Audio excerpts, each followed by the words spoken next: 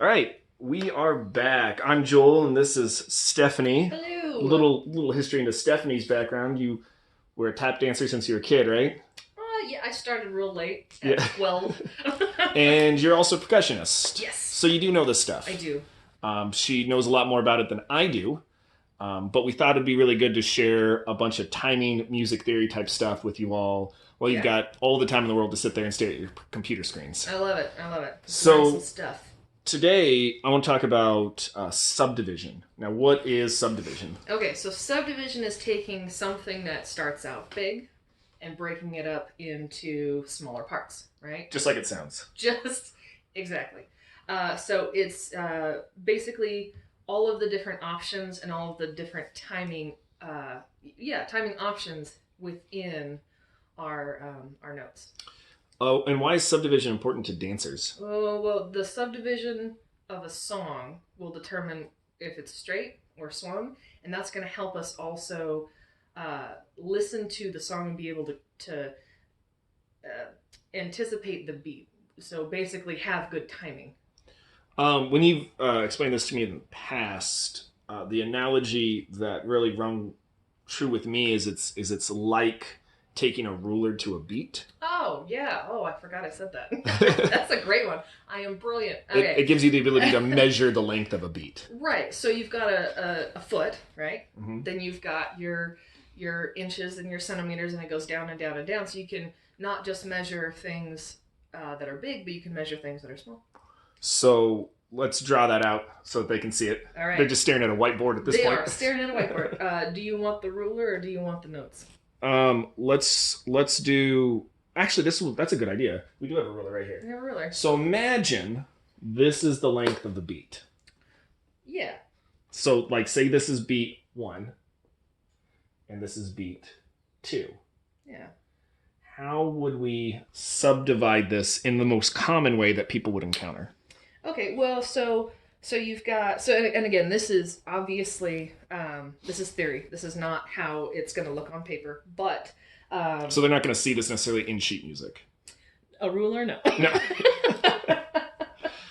But yes, for our purposes today, especially because we're dealing with numbers that you don't see very often in sheet music. So we've got an 18-inch ruler here. So the easiest thing to do is go, oh, well, between 1 and 2, the halfway point is 9, right? Yeah. So we could break that up and go, okay, cool, 9. This is our half. We're going to pretend this is 1 and 2. Like you would see commonly in cha-cha. Yeah. You would see commonly in West Coast, where that triple step is divided just completely on the halfway mark. Right, triple step, right in the middle. Or quick, quick, slow. Yeah, cool. So we divided it in half. Is that all we need to know? You can go further. Okay, let's go further. Smaller. Yeah. So let's see. So we've got 9. So what's that? 4.5, right? So if we divide now these spaces in half, we go, okay, cool. Where's 4.5? Let's put a different qualifier. We're going to put an E so that this sounds different than this. And then, of course, we need one more. So that's what, 13.5? No. Yeah. Yes. Okay. I'm super good at math. Being a musician, I don't know why this didn't translate. So we're going to use a little to represent 13.5. So now we have 1 E and 2. So now in our big ruler we have 4 equal sections. Now most music, like if you listen to just a pop song, oftentimes it's subdivided into these 4 sections, right? Right. 1, 2, 3, 4. If I were to play like the E and just like I'm playing just this length and say this is a quarter note, what would this value of a note be? This would be a 16th, and it would be represented by a flag, a double flag there. Okay. Yeah. So when they talk about 16th notes, this is that subdivision that they're talking about. Right. It's between. So if we have our 1 E and all of these lengths would be a 16th of a quarter note.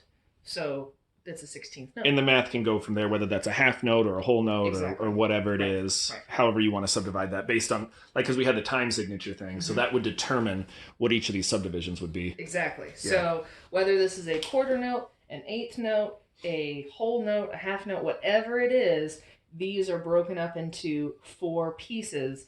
And so it makes it 4 pieces smaller. Right. So this is really interesting. I mean, we do teach a lot of West Coast when we talk about triples.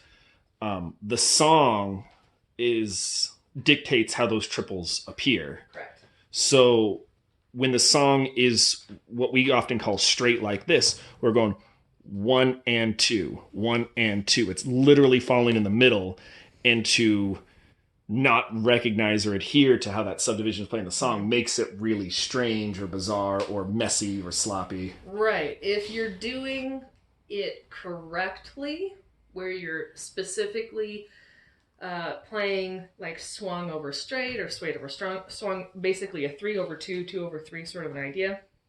If you're doing it really, really well, it can have benefit. It can sound kind of interesting, but as dancers, because we're not really hitting the floor with our feet and making that sound, it typically just looks late or early, or just wrong, you know.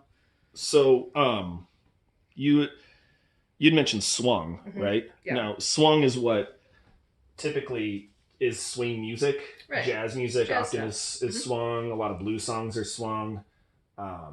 That's kind of why it's called swung. But what's different about swung versus what we've called straight? Yeah, so in straight timing, you have your 1E and or your 1, 2, 3, 4 subdivisions in your beat.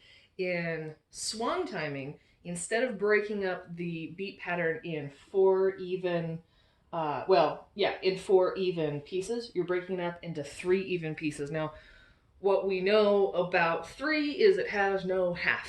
It does not have a half. So it makes us either choose the halfway point being early or late. And when we've got jazz music, that halfway point... So we won't have a half. We will not have a half. The beat that we're...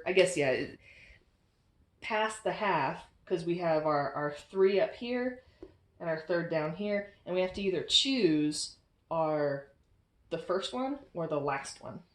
And so that makes it swung. And in jazz music, we're deciding to step or accentuate that last beat. So instead of having your 1 and 2, you have a little bit later 1, 2.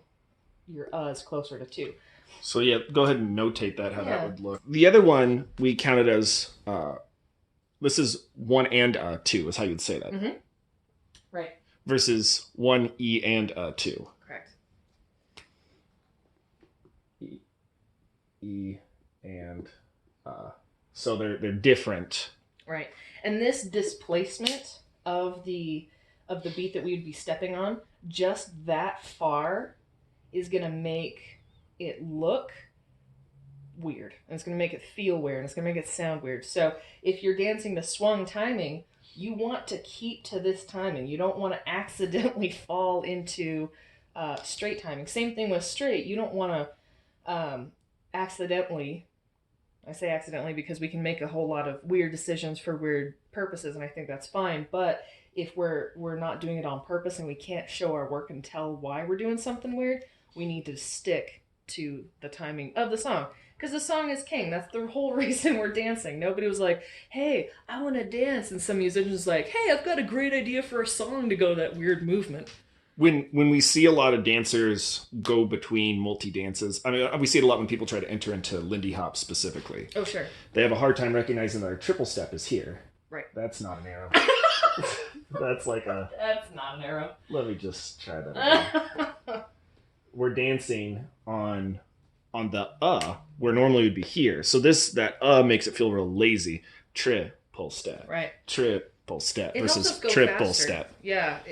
It gives us more time because this is a really big space. Even though it's like barely just after half, that extra little space gives us a little bit of time to relax. And so it values going fast with swung timing, whereas straight timing, it is harder to move quickly than with swung timing. I find that straight tends to feel a little bit more marchy in place. Mm-hmm. Not that you're necessarily marching, but it feels like it's more straight down. Where the like swung timing feels more like you're chugging into it. It's where you get that a lot of that pulse that happens in Lindy Hop. Kind of gets that skip feeling to it. Now there are like swung music doesn't just happen in like old timey music. There's modern songs that are swung all the time, and that makes it really tough if you're doing West Coast and the song is modern but swung. You're gonna be doing this one, not this one down here. Right. Just because it's not jazz does not mean that you have a free pass to not do it right.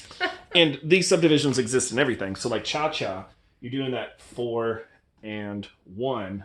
You're cha-chaing right here, not like in this like delayed swung sense. Right, because it has a very, to me, like you were saying, very marchy sort of feel. Mm-hmm. 4 and 1, 2, 3, 4 and 1, 2, 3. Now, instead of 4, 1, 2, 3, 4, 1. So what's really interesting is another dance I want to talk about where people have a hard time figuring out where things are placed is I want to bring up New York Hustle. Mm-hmm. Now, New York Hustle, is that swung or straight? It's straight. It's straight. Mm-hmm. Love Hustle. I love the songs. I love the hair. I love the dance. It's fantastic. So it's straight, which means that... So New York Hustle, you know, it's done to disco music. We're dividing it into these 4s like this. So... I'll do a plus right here. Oh, I could do a plus. Yeah.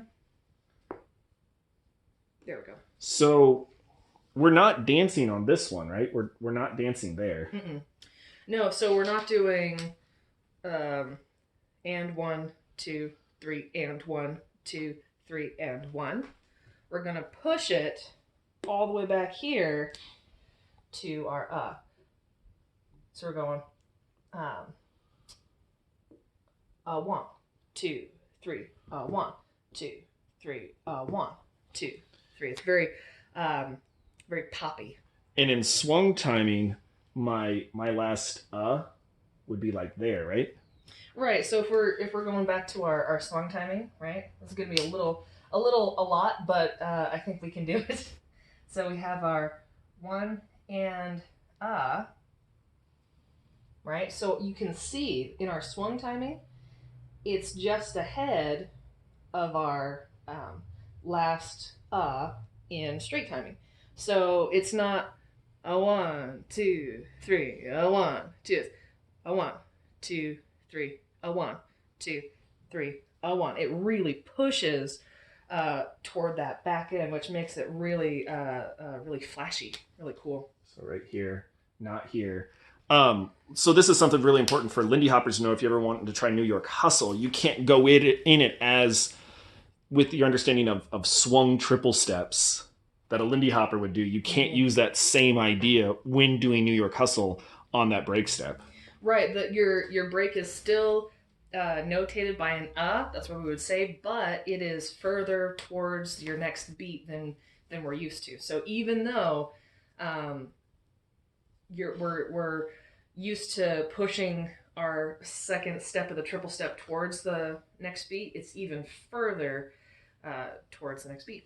Nice. So if you have any more questions, we can definitely go into more subdivision stuff, but I feel like as dancers, this is pretty much all you have to know, because most of what we're doing is going to be a lot of triple steps. This at least puts everybody in the right direction to be more clear and precise when they're doing steps between the whole counts. Right.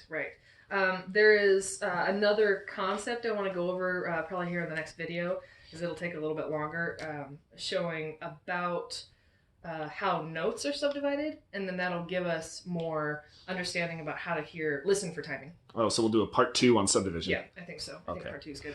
Thank you for joining us. Yeah. If you like what we're doing, check out this link below. I'm pretty excited to be a hand model. Thank you, guys.